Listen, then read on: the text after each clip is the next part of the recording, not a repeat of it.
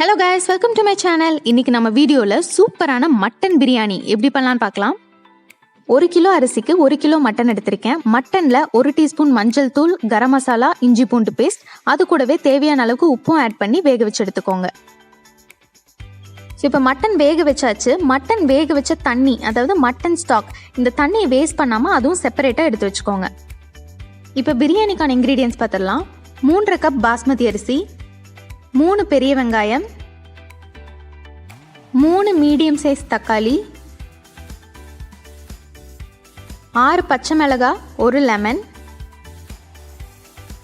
2 table spoon மல்லித்தூள், 1 table spoon mutton masala, காரத்துக்கு ஏற்ற மாதிரி மிளகாத்தூள், 1 டேபிள் ஸ்பூன் கரம் மசாலா. கரம் மசாலா வீட்டிலே ப்ரிப்பேர் பண்ணது.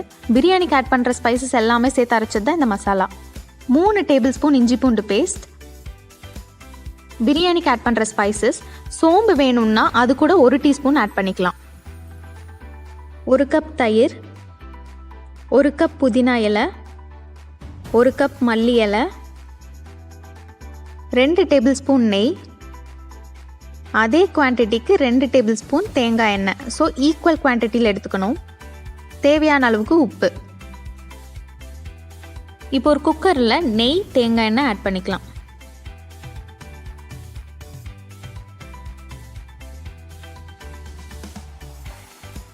எண்ணெய் நல்லா சூடானதும் நம்ம வச்சிருக்க ஸ்பைசஸ் ஆட் பண்ணிக்கலாம். அது கூடவே பெரிய வெங்காயமும் ஆட் பண்ணிக்கலாம். வெங்காயம் சீக்கிரம் வேகணுங்கிறதுக்காக கொஞ்சமாக உப்பு ஆட் பண்ணிக்கலாம்.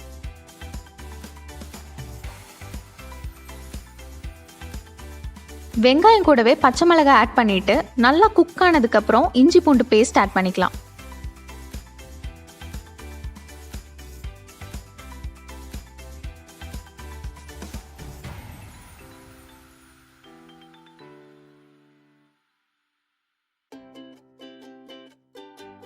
இஞ்சி பூண்டு பேஸ்டோட பச்சை வாசம் போனதுக்கப்புறம் தக்காளி ஆட் பண்ணிக்கோங்க. தக்காளி நல்லா குக் ஆனதும் நம்ம வச்சிருக்க மசாலா எல்லாம் ஆட் பண்ணிக்கலாம். அது கூடவே தேவையான அளவுக்கு உப்பும் ஆட் பண்ணிக்கலாம்.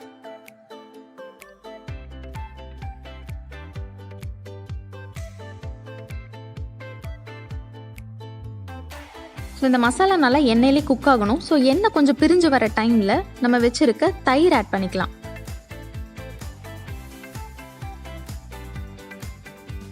இப்போ தயிரும் சேர்ந்து நல்லா குக் ஆகிடுச்சு. இப்போது மல்லி இலையும் புதினா இலையும் ஆட் பண்ணி நல்லா மிக்ஸ் பண்ணிக்கோங்க.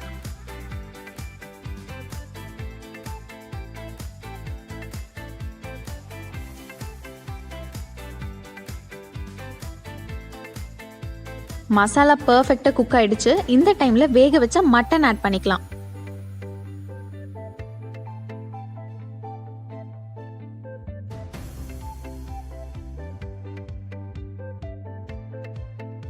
த்ரீ மினிட்ஸ் நல்லா குக் பண்ணியாச்சு. இப்போ தண்ணி ஊற்றுறதுக்கு முன்னாடி நம்ம வச்சிருக்க லெமன், அதாவது 1 லெமனோட ஜூஸ் ஆட் பண்ணிக்கலாம்.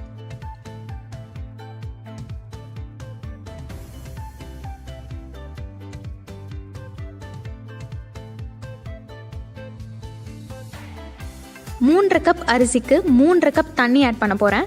எனக்கு 2 கப் மட்டன் ஸ்டாக் கிடைச்சது. பேலன்ஸ் இருக்க 1.5 கப்புக்கு நான் தண்ணி ஆட் பண்ண போகிறேன். தண்ணி ஒரு கொதி வந்ததும் நம்ம 15 நிமிஷம் ஊற வச்ச பாஸ்மதி அரிசியும் ஆட் பண்ணிக்கலாம். இப்போ மிக்ஸ் பண்ணிட்டு குக்கரில் ஒரே ஒரு விசில்.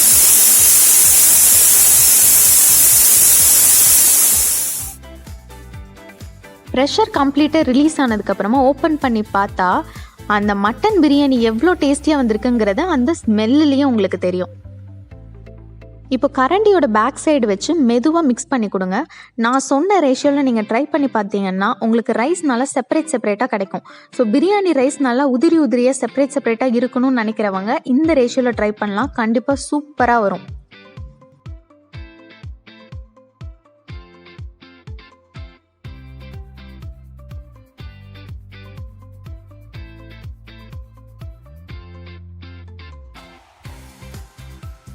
பிரியாணி பண்ணி ஒரு 15 மினிட்ஸில் பார்த்தீங்கன்னா ரைஸ் அழகாக செப்பரேட்டாக இருக்கும். கிங் ஆஃப் பிரியாணினாலே மட்டன் பிரியாணி தான். ஸோ இந்த டேஸ்டியான பிரியாணியை சுட சுட சர்வ் பண்ணிங்கன்னா ஒரு பக்காவான ட்ரீட்டாக இருக்கும். ஸோ இந்த ரெசிபியை கண்டிப்பாக நீங்கள் வீட்டில் ட்ரை பண்ணி பாருங்கள். இந்த வீடியோ உங்களுக்கு பிடிச்சிருந்ததுன்னா லைக், ஷேர் பண்ணுங்கள். நம்ம சேனலை சப்ஸ்கிரைப் பண்ணி மறக்காமல் பெல் ஐக்கானை கிளிக் பண்ணி ஆல்ல போட்டுக்கோங்க. தேங்க்ஸ் ஃபார் வாட்சிங்.